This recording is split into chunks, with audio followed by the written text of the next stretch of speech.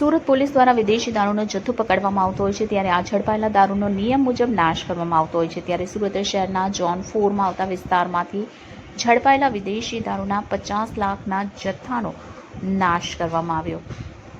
ત્યારે સુરત શહેરના ઝોન 4માં આવતા પોલીસ સ્ટેશન વિસ્તારમાંથી 50 લાખનો વિદેશી દારૂ ઝડપાયો છે, જેનો આજ રોજ પોલીસે બુલડોઝર ફેરવી નાશ કર્યો હતો।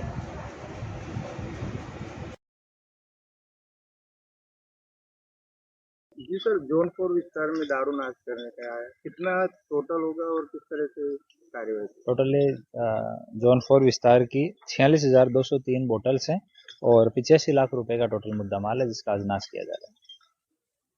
कौन से पुलिस स्टेशन विस्तार में? ये अठवा, उमरा, वेसू, अल्फान, खटोदर और पांडेसरा 6 पुलिस स्टेशन का है। तो इनका जो प्रोसीजर होता है वो पूरा करके और बाद में आज अभी प्रांत साहब हैं, मामलादार श्री हैं, सारे पीआई जेसीपीज हैं, इनकी हाजिरी में अभी काउंटिंग चल रही है। इसके बाद में मुद्दा माल का नाश कर दिया जाएगा।